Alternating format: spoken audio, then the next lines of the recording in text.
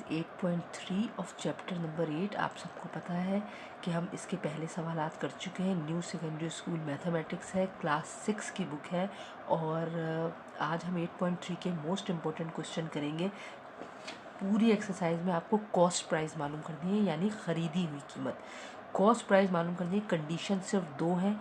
अगर आर्टिकल पे प्रॉफिट हुआ है यानी गेन है तो फिर आप कॉस्ट प्राइस बताइए, और अगर आर्टिकल पे लॉस हुआ है तो आप कॉस्ट प्राइस बताइए। आपको कुछ भी नहीं करना है, आपको सिर्फ कॉस्ट प्राइस, अगर गेन की कंडीशन है तो कॉस्ट प्राइस का फॉर्मूला याद करना है, और अगर लॉस की कंडीशन है तो आपको कॉस्ट प्राइस का फॉर्मूला याद करना है। ठीक है, आप और कोई इसमें मुश्किल बात नहीं है। सबसे पहले मैं बहुत आसान तरीके से कोशिश करूँगी कि मैं आपको बताऊँ। तो चलें हम अपना सवाल शुरू करते हैं। By selling a pen of ₹18। सबसे पहले मैं यहाँ लिखूंगी selling price of a pen ₹18 है। गेन 20%, यानी 20 रुपए का पेन है, सॉरी 18 रुपीज़ का पेन है और 20% उस पर मुनाफा हुआ है। अब आपने मुनाफे की कीमत नहीं बताई है, आपने परसेंट में बताया, लेकिन वो कह रहा है कॉस्ट प्राइस बताएं और कीमत रुपीज़ में होगी। ठीक है, हमें cost price of a pen मालूम करना है, तो हम कॉस्ट प्राइस का फॉर्मूला अप्लाई करने से पहले इसको रुपीज़ में चेंज करेंगे। तो सबसे पहले कोई ऐसी मुश्किल बात नहीं है, हम लिखेंगे 20% ऑफ ₹18। सही, 18 रुपये का 20% क्या हुआ? तो आपने लिखा 20 पर मतलब divide by, cent means 100, of का मतलब मल्टीप्लाई होता है, और यहाँ लिख दिया मैंने 18। आप ₹18 में लिख सकते हैं। एक ज़ीरो से एक ज़ीरो कट गया बेटा, 2 1 ज़ा 2, 2 5 ज़ा 10, 1/5 मल्टीप्लाई बाय 18 यानी 18/5। ठीक है, मैं यहाँ लिख देती हूँ 18/5। सिंपल इसको डिवाइड कीजिए, 5 3 ज़ा 15,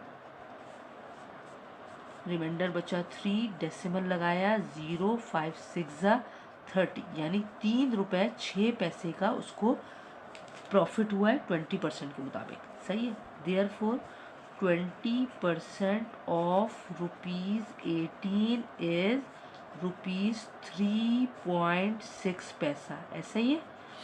ठीक है बेटा, आप इसको यहाँ और करके ऐसे भी लिख सकते हैं कि 20% ऑफ ₹18 इज ₹4। क्यों? क्योंकि डेसिमल के बाद है 5 या 5 से ऊपर वैल्यू होती है तो हम 1 ऐड कर देते हैं डेसिमल से पहले। 3 में 1 ऐड किया, 4 हो गए। तो अब हम लिखेंगे now finally we are going to find the cost price, and the formula of cost price in the condition of gain is, क्या है, SP माइनस गेन। ठीक है बेटा, SP 18 रुपये का पेन आपने बेचा है और फ़ायदा था आपको 4 रुपये का। 18 में से 4 गए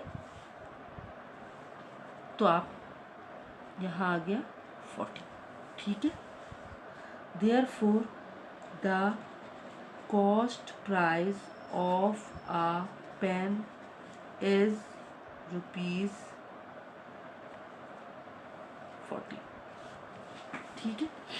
अच्छा, एक दूसरी कंडीशन भी मैं आपको बता दूं कि बुक में आंसर 15 आ रहा है। 15 कैसे आ रहा है कि आप 18 को 3.6 से अगर माइनस करेंगे तो आंसर आएगा 14.4। तो वो अप्रॉक्स में आपने घुमा के वो उन्होंने यहाँ पे 15 लिख दिया। तो आंसर ये भी ठीक है, आंसर वो भी ठीक होगा। तो हम बगैर टाइम ज़ाया किए क्वेश्चन नंबर 2 की तरफ चलते हैं। चलें बेटा, क्वेश्चन नंबर 2 भी क्वेश्चन नंबर 1 की तरह ही है, बस सिर्फ वैल्यूज़ चेंज है। By selling a fan for ₹275। तो सबसे पहले हम सॉल्यूशन में क्या करेंगे, selling price of a fan is ₹275। Fine, there is a gain of 10%। Gain कह लें, प्रॉफिट कह लें, एक ही बात है। गेन है आपका 10%। आपको कॉस्ट प्राइस मालूम करनी है। अभी तक दोनों सवाल गेन के ही हैं, तो हमने सबसे पहले क्या करना है, क्वेश्चन नंबर 1 की तरह, first we will find 10% of ₹275। 10% of ₹275। 10 per means divide, cent means 100, of मतलब मल्टीप्लाई, 275। बेटा एक ज़ीरो से एक ज़ीरो कटा, तो 275 वन ज़ा 275 डिवाइडेड बाय 10। हम सबको पता है जब 10 से डिवाइड करेंगे तो हर नंबर के आखिर में डेसिमल होता है, वो डेसिमल एक नंबर पीछे चला जाएगा, तो आंसर आ गया 27.5। अगर आपको ये लाइन समझ में नहीं आ रही तो आप यहाँ नॉर्मल 10 को 275 से डिवाइड करेंगे, तो 27 के बाद डेसिमल लगा के 5 ज़ा 50 हो जाएगा। ठीक है, 27.5 ये आ गया है रुपीज़। तो हम लिखेंगे देयरफॉर 10% ऑफ ₹275 इज ₹27.5 पैसा। ठीक है, अब आप इसको 28 भी कर सकते हैं। अब हम क्या करेंगे, नाउ हम मालूम करने जा रहे हैं cost price. What is the formula of cost price if the condition of gain is SP minus gain. What is SP? Selling price of fan क्या थी 275 माइनस, मैं इसको अप्रॉक्स ले रही हूँ, अगर आप अप्रॉक्स के बगैर भी करेंगे तो भी आंसर सेम आएगा। 27.5 की जगह मैं यहाँ ले रही हूँ 28। नॉर्मल आप इसे यहाँ से माइनस करें, 275 में से 28 माइनस करती हूँ मैं, तो ये हो गया 1 बोरो किया 15, ये हो गया 6, अगेन 1 बोरो करेगा, नहीं 1 बोरो नहीं करेगा, सॉरी। 15 में से 8, 9, 10, 11, 12, 13, 14, 15, यहाँ बचा 7, 6 में से 2 गए 4, 247। Therefore, the cost price of a fan is ₹247, यानी 247 रुपीज़ का उसकी ख़रीद थी फ़ैन की, और गेन परसेंट यानी 10% जो कि 28 रुपये बन रहा था, उसके साथ जब उसने मिला के बेचा तो 275 रुपीज़ का उसने बेचा। So simple. होपफुली कि आपको समझ में आया होगा। बगैर टाइम ज़ाय किए क्वेश्चन नंबर 3 की तरफ चलते हैं। चले बेटा, क्वेश्चन नंबर 3 है, by selling a book of ₹16 there is a loss of 20%, find its cost price. एक बुक थी 16 रुपये की खरीदी, 20% इसमें नुकसान हुआ है, आपसे वो कॉस्ट प्राइस पूछ रहे हैं। तो आपने यहाँ सॉल्यूशन लिखा, सॉल्यूशन में आपने देखा सबसे पहले आप क्या लिखेंगे, selling price of a book ₹16, सही है, लॉस 20%, कॉस्ट प्राइस आपको मालूम करनी है। सेम एज हम पहले मालूम करेंगे 20% ऑफ ₹16, 20% ऑफ मतलब क्रॉस 16, एक ज़ीरो से एक ज़ीरो कट गया, 2 1 ज़ा 2, 2 5 ज़ा 10, 16 1 ज़ा 16/5 डिवाइड कर लें, 5 3 ज़ा 15, 1 बचा, पॉइंट लगाया 0, 5 2 ज़ा 10, यानी नुकसान हुआ है 3 रुपये 2 पैसे का। देयरफॉर 20% ऑफ ₹16 इज ₹3.2 पैसा। ठीक है, अब नाउ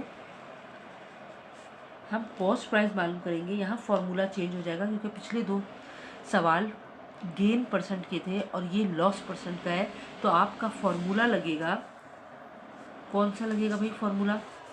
फॉर्मूला लगेगा हमारा जी SP plus loss. Selling price में लॉस की कीमत को जब आप प्लस कर लेंगे, ठीक है, तो आपकी कॉस्ट प्राइस आ जाएगी। सेलिंग है हमारे पास 16 रुपीज़ और लॉस हुआ है हमारा 3.2 पैसा।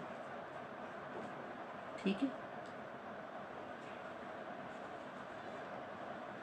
16 में अगर मैं 3.2 ऐड करूँ तो आंसर आएगा 2 6 7 8 9 19.2।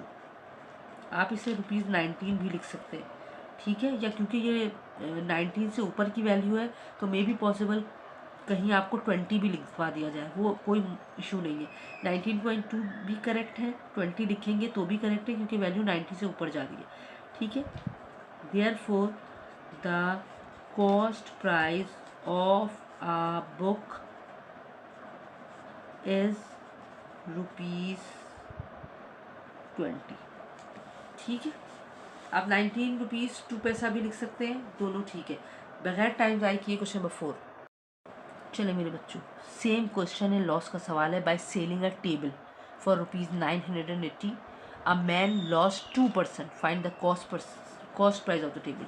आपने सॉल्यूशन लिखा, selling price of a table ₹980। ठीक है, लॉस 2%, सही है। कॉस्ट प्राइस हमें मालूम करनी है टेबल की। सबसे पहले मैं मालूम करूँगी 2% ऑफ ₹980। फाइन, 2% मीन्स 100, ऑफ मतलब मल्टीप्लाई 980। एक ज़ीरो से एक ज़ीरो कट गया, 2 1 जा 2 5 जा 98 1 जा 98 अपॉन 5। आपने सिंपल डिवाइड करना है, 5 1 जा 5, 6 7 8 9 4 बचे, 8 नीचे लिखा, 5 9 जा 45, 3 बचे, डेसिमल लगाया, 0 लगाया, 5 6 जा 30,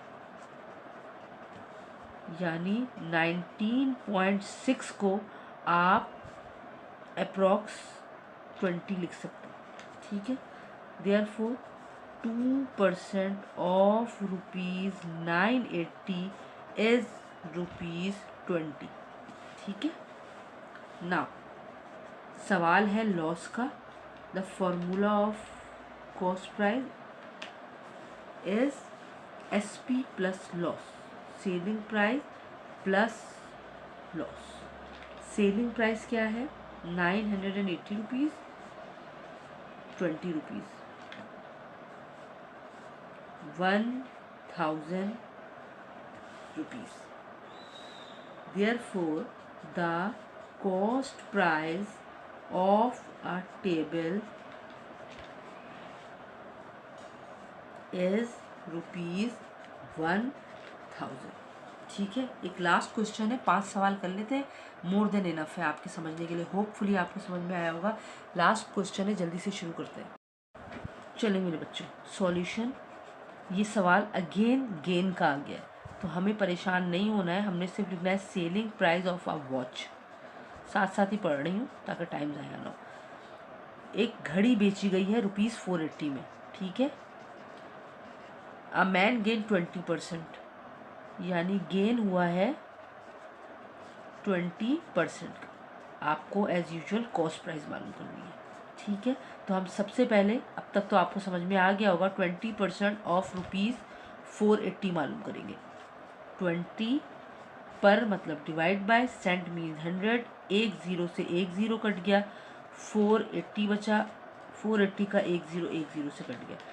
नीचे डिनोमिनेटर में कुछ भी नहीं बचा, 1 शोइंग नहीं होता, तो 2 मल्टीप्लाई बाय 48। गलती के चांस ना हो इसलिए हम कोई रिस्क नहीं लेंगे, हम यहाँ मल्टीप्लाई करेंगे। 2 8 जा 16, 2 4 जा 8 1 9, 96 रुपीज़।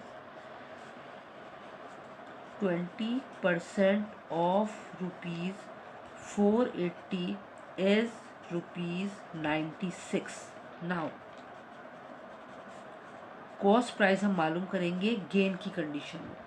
अगर गेन है तो हम क्या मालूम करेंगे? कॉस्ट प्राइस, और फॉर्मूला लगाएंगे SP माइनस गेन। SP क्या है? 480, 96 रुपीज़ का मुनाफा हमने माइनस कर दिया। सिंपल 480 में से 96 मैं यहाँ माइनस करूँगी। ये हो गया 10, ये हो गया 7, 7 में से 9 नहीं जाएगा, अगेन 1 बोरो करेगा और ये 3 हो गया। 10 में से 6 गए 4, 9 10 11 12 13 14 15 16 17, ये बचा 8 और ये 384 rupees. therefore the cost price of a watch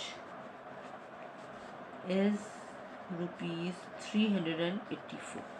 now the exercise has been done. बाकी जो remaining rest of the question है अगर आप करना चाहते हैं तो बिल्कुल इसी तरह होगा, लेकिन अगर तब भी आपको कोई परेशानी हो तो आप मुझे मैसेज कर सकते हैं।